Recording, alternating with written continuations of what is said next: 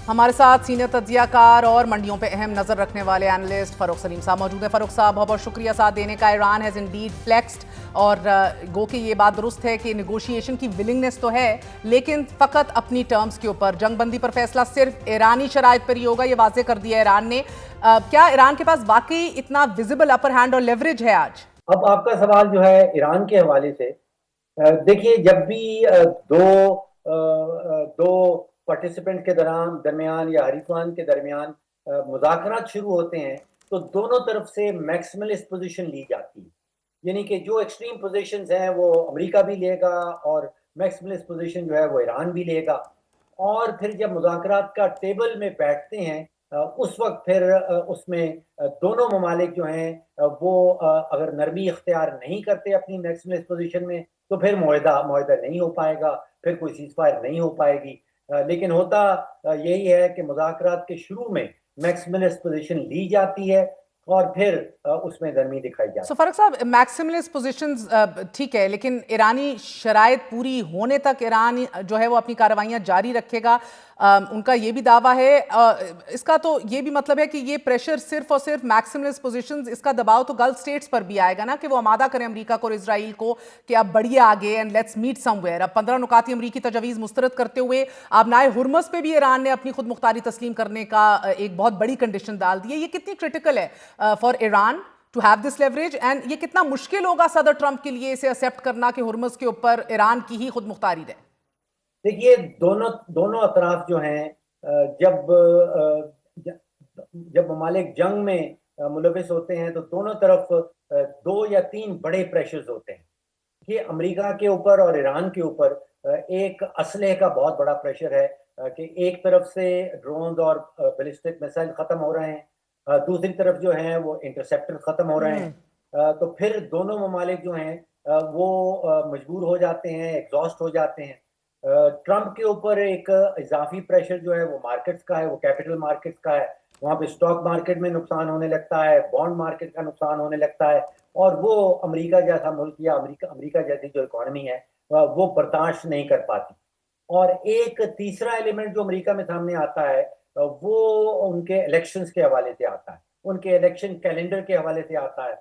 अब mid term जो है वो नवंबर में ड्यू है, और कई हफ्ते पहले, कई महीने पहले सदर जो है अमेरिका का, उसको जंग बंदी करना जरूरी हो जाती है, जंग से दूरी इख्तियार करना जरूरी हो जाती है, ताकि वो मईशत के ऊपर और इकोनॉमी के ऊपर फोकस कर सके, जहां से उसको वोट मिलने हैं।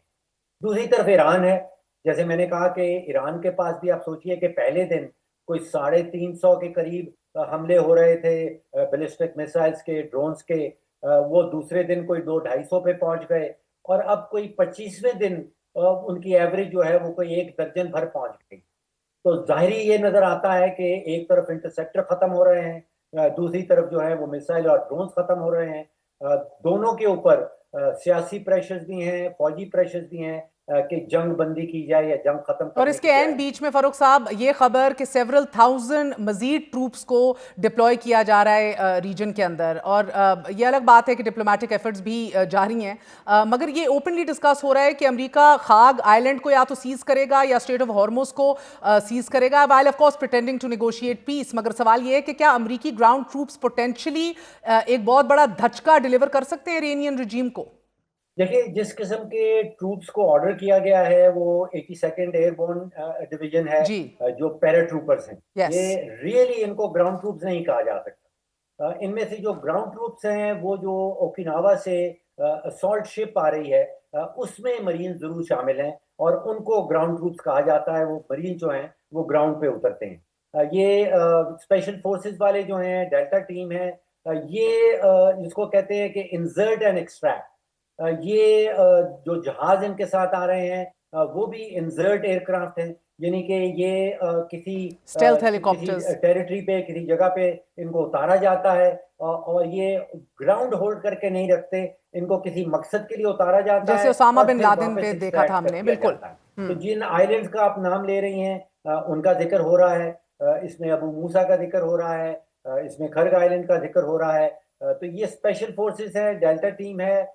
इसमें एयरबोर्न डिवीजन आ रही है, जो पैरा ट्रूपर्स हैं, तकरीबन 3000 के करीब।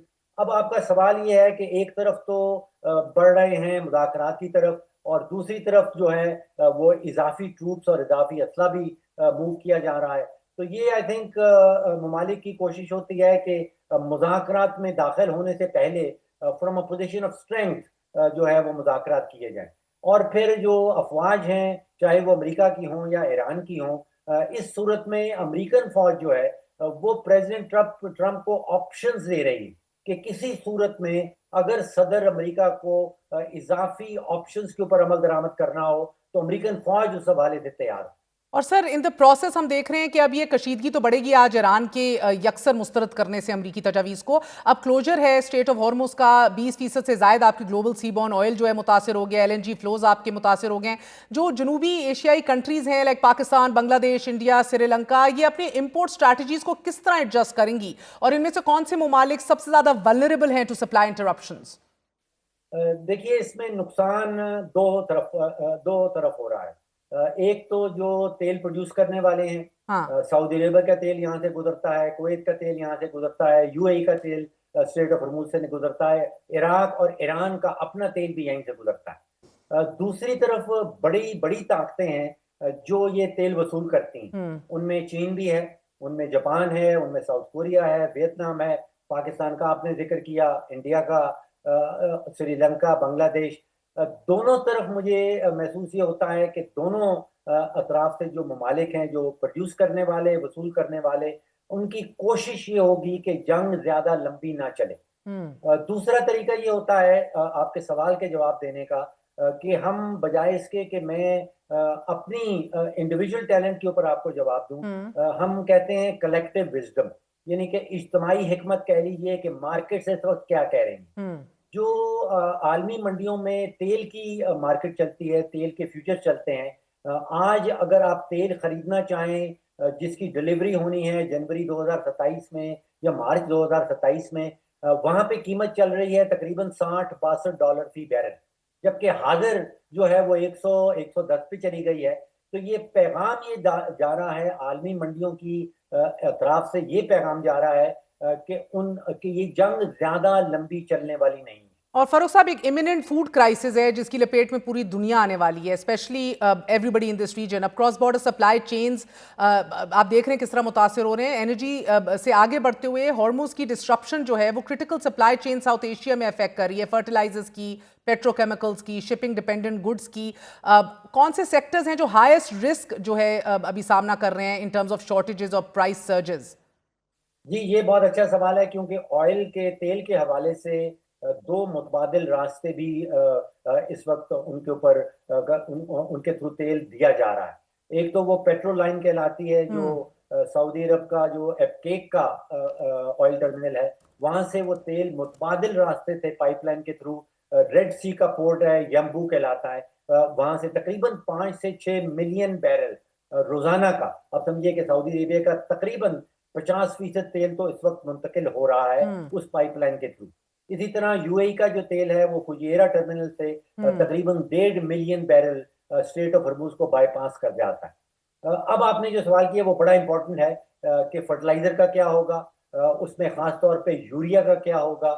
यूरिया तकरीबन दुनिया भर का 50% यूरिया जो है वो स्ट्रेट ऑफ हॉर्मुज से गुजरता है। जब फसलें हार्वेस्ट करने का मुल्क का टाइम आता है, उनको यूरिया की जरूरत पड़ती है। न सिर्फ पाकिस्तान के अंदर, अमेरिका के अंदर भी वहाँ पे शॉर्टेज हो सकती है, वहाँ पे फूड सिक्योरिटी के हवाले से सवालात उठाए जा सकते हैं। एक और एलिमेंट है जो हीलियम कहलाता है, बहुत बड़ा तकरीबन 50% हीलियम जो है वो स्ट्रेट ऑफ हॉर्मुज से गुजरता है, और उसका इस्तेमाल है MRI मशीन के ऊपर।